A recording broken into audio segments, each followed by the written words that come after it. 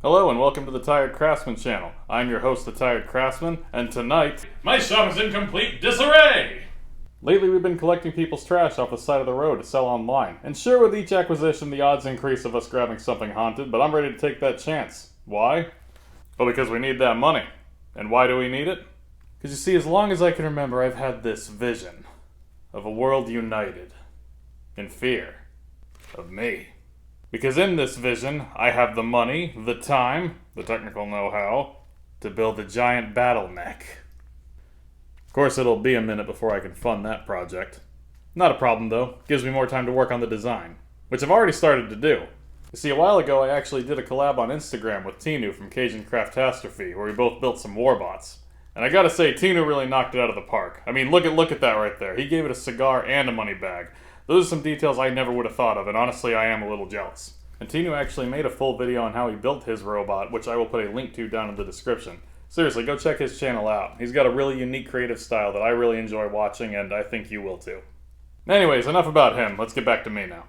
I'm not entirely happy with this first design. There's a lot of things that I would change, and tonight, that's what we're gonna do. So right away I know that I want the new one to have more of a domed head. This one, I don't know, this one's just not really doing it for me. And how am I going to make a dome shape, you ask? Well, I'm going to start by taking this standard light bulb and pulling a template off of it. To pull a template off something, all you have to do is wrap it in aluminum foil. Cover the aluminum foil with some tape, preferably duct tape, but this is all I had on me, so you know, what are you going to do? And then you just start marking the template where you're going to cut it apart so you can get it into pieces that you can lay flat onto a piece of foam and trace them. Now, I am by no means an expert pattern maker, so I'm not the best to give you any techniques or tips like that, but I have found that the lines that I'm drawing and the pieces they're going to get cut into generally work for a dome shape, so if you do something like this, it should probably work out. I do have one tip I can give you though. If you have a piece that's too curved and can't lay flat, you can cut what's called a dart into it, which will allow you to spread the material apart and it will lay flat on whatever material you're tracing it onto. Now to make the head, I'm going to be using this thickness of craft foam. So I take my two template pieces and trace them on, then flip them both over and trace them again to make the other side of the head. Then with everything traced out, I use an X-Acto knife to cut out the pieces.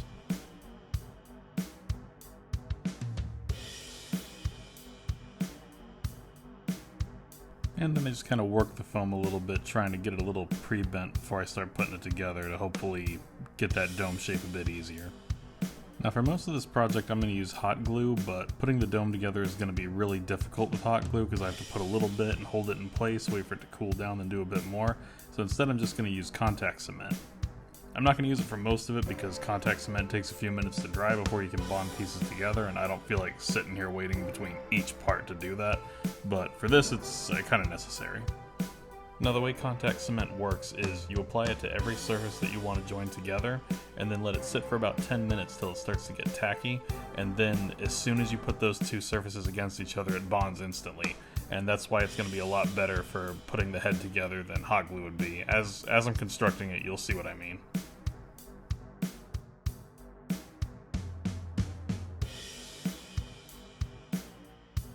And there we go. That kind of looks like a dome, right? Now here might be a good time to discuss my creative process a bit. It's not really much of a process. Yeah, when it comes to original things that I'm making, I don't really do a lot of planning beforehand. I don't make any sketches, I don't have a definitive design, or even much more than a vague idea what I'm gonna do when I start. Basically, the extent of my thought process here is I want a giant battle mech. A battle mech will need to be able to move around. It will need to have armor, because there will be those that challenge me, and they will fail. And it will need considerable weaponry to respond to those challengers. But anyway, let's talk techniques for a second. I want to give the mech some big pauldrons, maybe give it a bit of a Space Marine vibe, you know?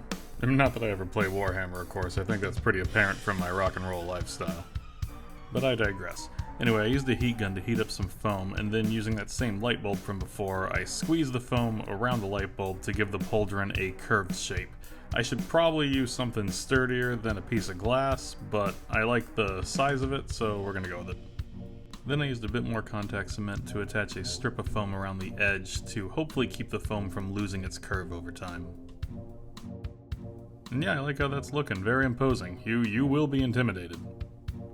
Then right here I'm gluing this to another piece of foam to create like a base so that it'll be easier to mount onto the shoulder attachment area. Does that make sense? It will. Since I don't properly plan, I kind of have to solve problems as I come across them. You know, this needs to be mounted there. Okay, there needs to be something to mount it onto. How do we do it? For this project, the answer is almost always going to be cut some foam and glue it on. I also began to realize that if I want to keep putting armor pieces on, I should probably figure out the support structure first. So I glue a couple pieces of foam in to be the structure for the abdomen area, and then I cut a piece of cardboard to make a quick little template to kind of figure out the shape of the ab plate that I want. Looks alright to me, so let's cut it out of foam. Now I glued in a couple wedges to get the ab plate to taper down the way I want it to. If I just stuck it right there to the support beam, it would be kind of just like a symmetrical tube, and I don't want that. And now we're moving below the belt.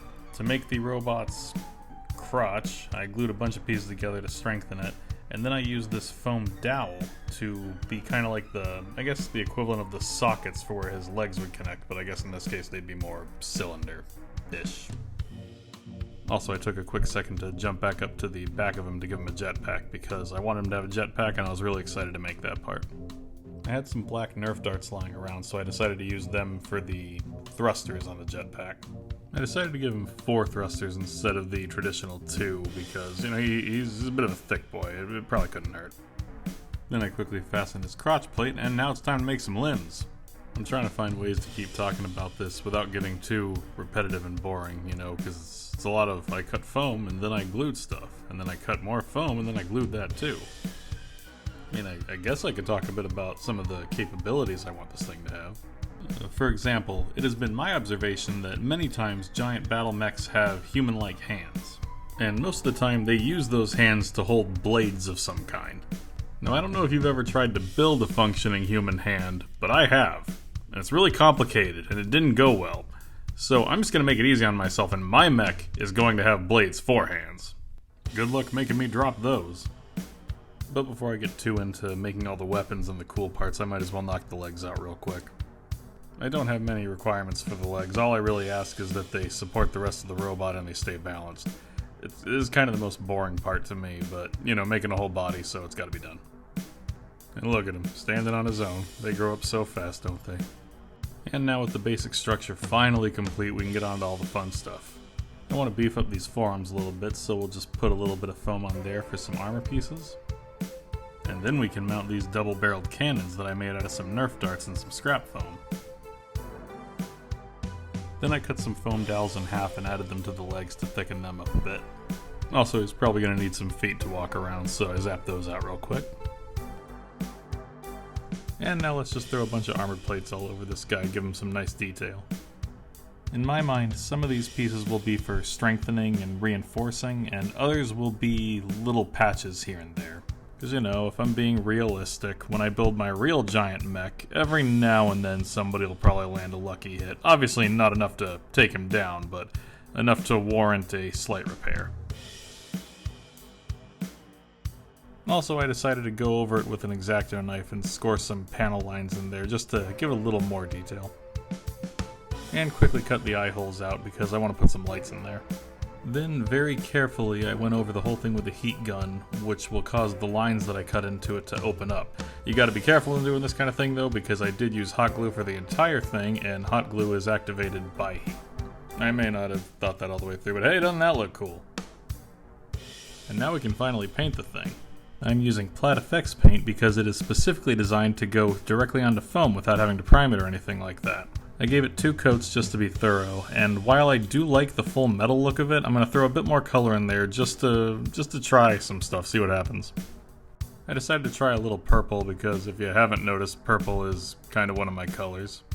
And I'm doing kind of a light coat for 2 reasons. One, I want to maintain the metallic look that the metal undercoat is showing through it, and I want it to look like it's been through a lot, like it's been beaten and worn down, and, you know, a lot of it's kind of fading and coming off. Kind of like it, I don't know, walked through a nuclear explosion, but the mech is still fine, because of course it would be.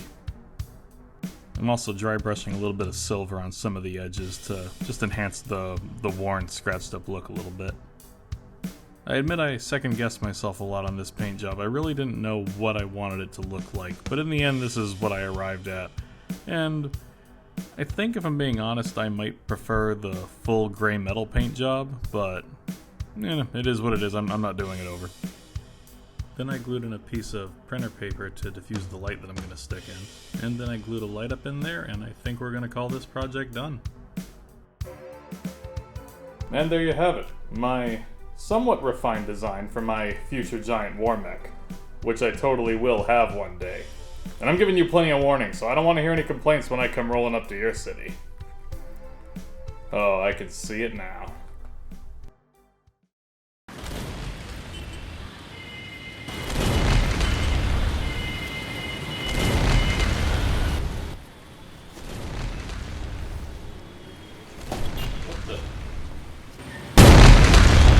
Hey, what's going on out here? Whoa-ho-ho!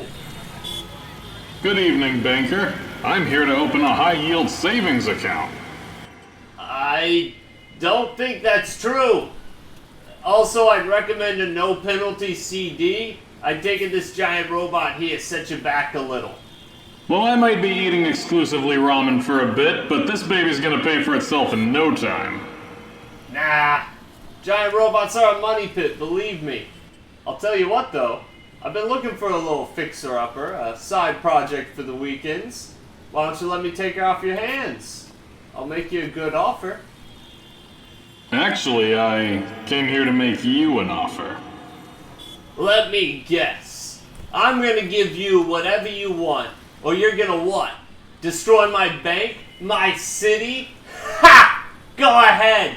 I'll rebuild. I've done it before. Hell, kill me. I've got a dozen clones waiting to have my consciousness downloaded into, and I'll be 5 years younger. You can't stop me. I'm invincible. You misunderstand. I'm not gonna destroy your building. What? No, I'm going to take it and turn it into affordable housing for low-income families. No, you can't do that. That'll take the property value. I'm in a giant robot. I can do whatever I want. No, poor people here. No. Oh yeah, take it in.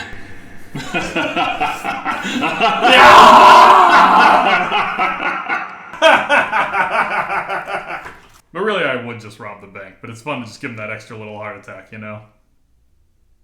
But stealing is a sin.